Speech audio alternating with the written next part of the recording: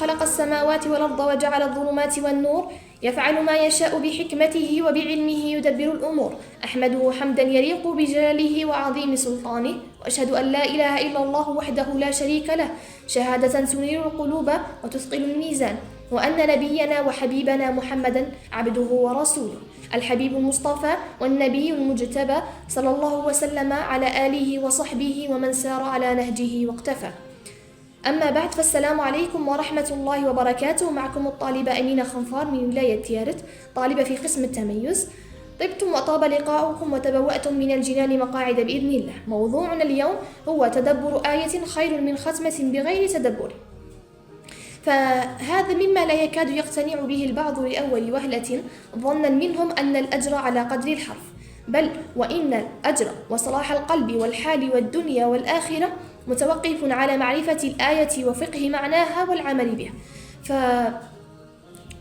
ابن القيم رحمه الله تعالى يقول: وبالجملة فلا شيء أنفع للقلب من قراءة القرآن بالتدبر.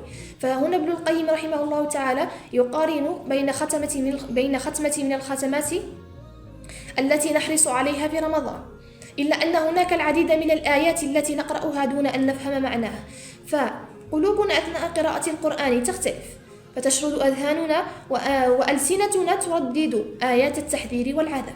وإن مثل هذه الختمة المهلهلة ضعيفة الأثر على القلب لأخطر ما فيها أنها تورثنا رضا عن ذواتنا بأننا ختمنا كلام ربنا.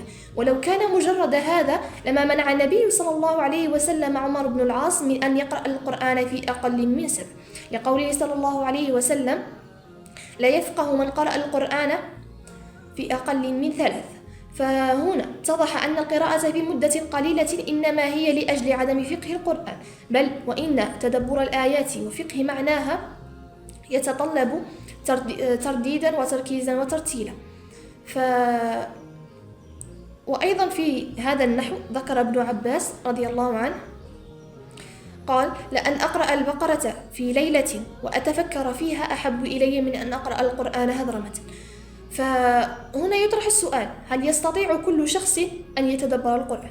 إن فهم كل شخص شيئا من القرآن فهو يستطيع أن يتدبره، والتدبر هنا مقترن بالعلم، يعني بفهم المعنى، فكلما ازداد العلم سيزداد التدبر. ونذكر هنا قصة الأعرابي الذي كان جالسا في مجلس رسول الله صلى الله عليه وسلم وهو يقرأ: بسم الله الرحمن الرحيم، ومن يعمل مثقال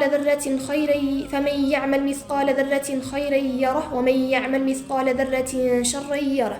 فقال الأعرابي: يا رسول الله، أمثقال ذرة؟ فقال رسول الله صلى الله عليه وسلم: نعم.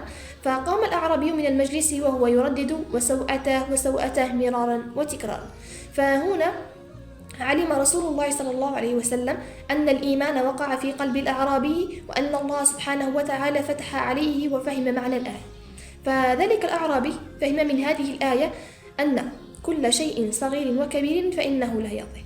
فهنا التدبر ليس تفاعل مشاعر فقط دون إحداث العمل، فينبغي أن يمتد هذا الأثر إلى حياة قارئ القرآن. فنذكر سورة المسد كأبسط مثال. من يقرأ سورة المسد ولا يعرف معناها ولا أحكامها يظن أنها مجرد قصة لمشرك وزوجته قام بالتصدي لرسول الله صلى الله عليه وسلم، وانتهت أحداث القصة بموته ولا شأن له في الأمر. ولكن إذا تدبرنا معاني هذه الآيات وجدنا أنها تحمل أسماء جليلة عظيمة لله سبحانه وتعالى تدل على أنه هو القاهر القوي المتين فعال لما يريد. تبطل هذه الآيات نفع ما يكسبه العبد من مال أو جاه، وأنها لن تغني عنه شيئا. كرم الله سبحانه وتعالى بالكافرين بالرغم ما أمدهم من مكسب ورزق، من المفروض أن يعينهم على عبادته ويقربهم منه، إلا أنهم فعلوا العكس. تثبت لنا حقيقة الجزاء والبحث، تحذرنا من النار ولهيبها، وتحذر النساء من اتباع سبيل المرأة التي خرجت عن طبيعتها واقتحمت شؤون الرجال. فكم من منصب شريف تتحكم به امرأة مخذولة تسلط عليها الشيطان. فهنا وضع الشوك من طرف زوجة أبي لهب لرسول الله صلى الله عليه وسلم ما يدل إلا على ضعف قوتها وقلة حيلتها، ويؤكد لنا ويؤكد لنا قاعدة أن الجزاء من جنس العمل، ويوضح لنا أيضا مثال الأسرة السيئة المتعاون لأهلها على السوء. فبالرغم من قصر هذه الصورة إلا أنها تحمل معاني كثيرة، وتحثنا على الخوف من الله سبحانه وتعالى، التعلق به، محبة رسوله صلى الله عليه وسلم، ومحاسبة النفس، إثبات لأركان الإيمان، إثبات لصفات الله سبحانه وتعالى وأسمائه وأفعاله، وما تتضمنه أيضا من تحذير وتهديد ووعيد. فيجب علينا أن نضع مع أنفسنا ختمات تدبرية تعيننا على فهم معنى الآيات. فلربما يتبادر إلى ذهن السامع أنه يجب عليه التوقف عن الختمات القرائية أو السماعية والتفرغ للختمات التدبرية. لا، على العكس، بل إن هذه الختمات، ولربما في ختمة من هذه الختمات أو عند آية من هذه الآيات، يفتح الله عز وجل عليه ويفهم معناها ويتدبر فيها.